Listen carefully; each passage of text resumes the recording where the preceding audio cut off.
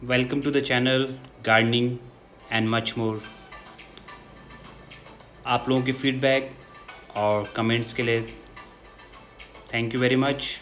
आपके जो कमेंट्स और फीडबैक थे, आपने कहा था कि जो हमारा वीडियो था लास्ट, उसमें जो बैकग्राउंड म्यूजिक है बहुत ज़्यादा लाउड हो रहा था, इस वजह से मेरी आवाज़ थोड़ा सा दब सी रही थी। तो मैं इसको थोड़ा इम्प्रूव करके कोशिश कर रहा हूँ दोबारा से इस वीडियो को आपके सामने लाने के। और हम लोग बताना चाह रहे थे कि कैसे उगा सकते हैं रेड गोल्ड, लाल सोना, केसर। तो आइए इस वीडियो में हम देखते हैं आखिर क्या होता है लाल सोना और कैसे उगाया जाता है इसे। ट्रेन इकोनॉमी की बात करें तो 2019 और 20 में भारत ने 132 करोड़ रुपए से अधिक का केसर अफ़गानिस्तान और अन्य कंट्री से इंपोर्ट किया था। महंगा होने के साथ साथ ये औषधीय गुणों से भी भरपूर है। बहुत ज़्यादा इसकी मेडिसिनल प्रॉपर्टी है क्रॉकस सैटाइवस की, जिसे हम केसर कहते हैं, और इसीलिए इसको रेड गोल्ड या लाल सोना भी कहते हैं। वर्ल्ड में Iran, Spain, Italy, Australia, France, England और इंडिया में भी इसकी खेती की जाती है।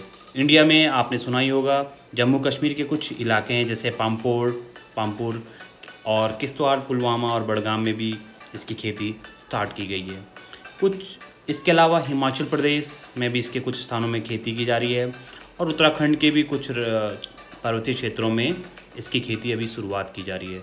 हम लोगों ने थोड़ा सा ट्राई किया था हर्षिल एरिया में, उत्तरकाशी के हर्षिल क्षेत्र में, और कह सकते हैं कि सक्सेसफुल ट्रायल हैं और आगे भी हम इसके लिए और अभी ट्राई करने की कोशिश कर रहे हैं कि कैसे उत्तराखंड के और इलाकों में भी इसकी खेती की जाए। अब हम लोग बात करते हैं इसकी आखिर कैसी भूमि इसके लिए चाहिए और कैसी इसकी जलवायु चाहिए। तो सबसे बड़ी इम्पॉर्टेंट चीज़ है इसके टेम्परेट जोन का जो इलाका है, खासकर 1500 से 2800 मीटर AMSL वाले जो हाइट के एरिया होते हैं, वहाँ पर हम लोग केसर आसानी से उगा सकते हैं। और दूसरी सबसे इम्पॉर्टेंट बात है सनलाइट की। कम से कम 8 से 11 घंटे की सनलाइट चाहिए, यानी कि धूप बहुत अच्छी चाहिए। और जो दिन का समय है फ्लावरिंग के लिए वो 20 से 25 डिग्री सेंटीग्रेड का तापमान, और रात के समय 5 से 10 डिग्री सेंटीग्रेड, यानी कि दिन का टेम्परेचर और रात का टेम्परेचर इंपॉर्टेंट है, सनलाइट इंपॉर्टेंट है।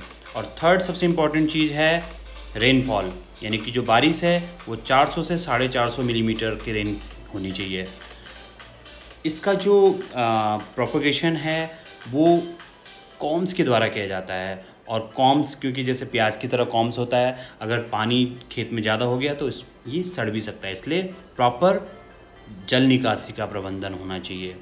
जनरली जो केसर उगाया जाता है वो इस प्रकार से क्यारियों में उगाया जाता है।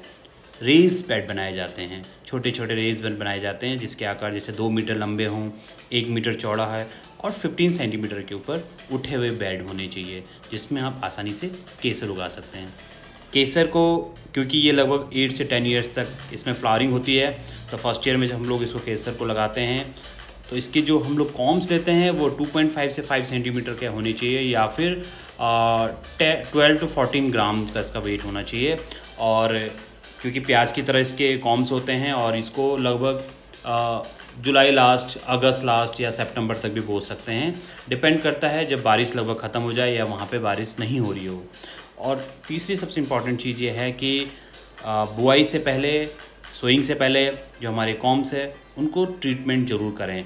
और दो ट्रीटमेंट करने के बाद जो हमारे कॉम्स हैं जब हम लोग लगाते हैं तो 10 सेंटीमीटर की दूरी दो कॉम्स के बीच में, लाइन से लाइन की दूरी 20 सेंटीमीटर और लगभग 6 से 7 सेंटीमीटर की इसकी गहराई रखी जाती है। अब हम लोग बात करते हैं कि इसका फ्लावरिंग टाइम कब होता है। तो जनरली फ्लावरिंग टाइम अक्टूबर, नवंबर या नीचे जैसे जैसे हम लोग आते हैं तो दिसंबर तक इसका रहता है। और जो इसके फूल होते हैं, आप ये देख सकते हैं फूल, जब पंखुड़ियाँ लगभग लाल या भगवा रंग की दिखाई देने लगे तो उन्हें तोड़कर हम लोग कलेक्ट कर लेते हैं। जनरली जो कलेक्शन का टाइम है, जब हम हार्वेस्टिंग का टाइम है या तोड़ाई का टाइम है, वो मॉर्निंग में करना चाहिए।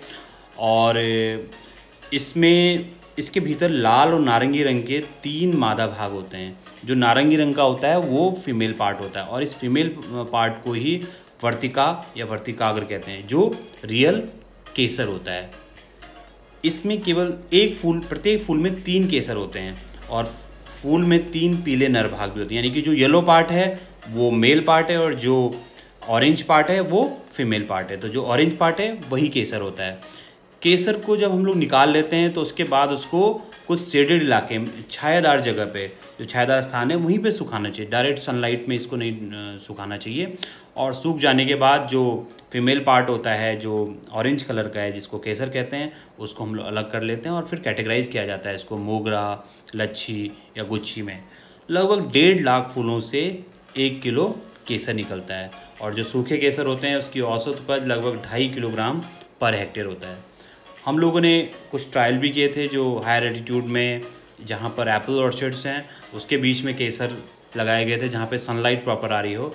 तो उस वहाँ पर भी केसर लगाया जा सकता है रेज बेड बना के पेड़ों के बीच में। और इसमें 5वें साल के बाद लगभग 6 से 7 लाख रुपए की एक्स्ट्रा इनकम कर सकते हैं, क्योंकि इस समय बाज़ार में केसर की कीमत आप देख सकते हैं 2 से 3 लाख रुपए पर केजी के आसपास है। अगर हम लोग इसकी इकोनॉमिक एनालिसिस की बात करें तो शुरुआत में तो इसमें बहुत ज़्यादा फ़ायदा नहीं है, लेकिन धीरे धीरे आप सेकेंड ईयर में देखेंगे 16,000 पर नाली का मतलब एक नाली में 200 मीटर स्क्वायर और 1 हेक्टेयर में 50 नाली होता है, क्योंकि पहाड़ों में जनरली जो भूमि का एरिया वो नाली में कहते हैं। तो एक नाली में लगभग 16,000 थर्ड ईयर में, फिर फोर्थ ईयर में 20 के आसपास, फिर फिफ्थ ईयर में 22,000। तो हम लोग अगर एवरेज हम लोग बात करें तो 13,000 पर नाली के हिसाब से, मोर देन 13,000, 13,000 से ज़्यादा की आमदनी एक नाली से हो सकती है। और अगर हम लोग बात करें पूरे हेक्टेयर की तो लगभग 6 लाख रुपए के आसपास इसमें एक्स्ट्रा इनकम ले सकते हैं। सीड जो इसका बीज दर है, लगभग एक नाली के लिए 7,000 से 8,000 कॉम्स की आवश्यकता पड़ती है। ठीक है, तो ये आपका केसर के बारे में बात हो गई। अब हम लोग बात करते हैं, एक इस समय मार्केट में अमेरिकन केसर के नाम से आप लोग कभी डालेंगे गूगल में या आप सर्च करेंगे, बहुत सारे आजकल नकली केसर, जिसको हम लोग अमेरिकन केसर भी कहते हैं, लेकिन एक्चुअल में ये नकली केसर है। और इसका नाम है कुसुम या करड़ी। ये जो अमेरिकन केसर है इसका नाम कुसुम, और इसका बॉटनिकल नेम है कैर्थेमस टिंक्टोरियस, जबकि हमारा जो रियल केसर होता है उसका बॉटनिकल नेम क्रॉकस सेटाइवस। और जो ये कुसुम है या जो केसर है, जो अमेरिकन केसर है, ये थोड़ा झाड़ी होती है, काफ़ी ऊंचा इसका ऊंची झाड़ी होती है।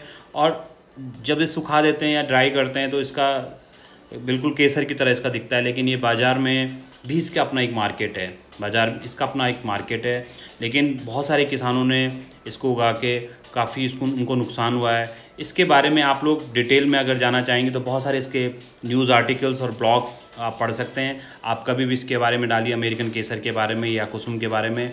तो इस समय राजस्थान, मध्य प्रदेश और उत्तर प्रदेश के बहुत सारे ऐसे इलाके हैं जहाँ पर इसकी खेती की जा रही है, लेकिन उसमें बहुत ज़्यादा किसानों को लॉस हो रहा है।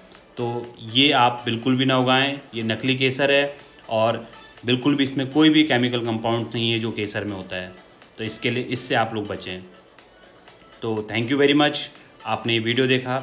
आपको ये वीडियो कैसा लगा, लाइक या डिसलाइक ज़रूर करें, कमेंट बॉक्स में जाकर कमेंट करें और शेयर करें, और इस चैनल को सब्सक्राइब करें, गार्डनिंग एंड मच मोर।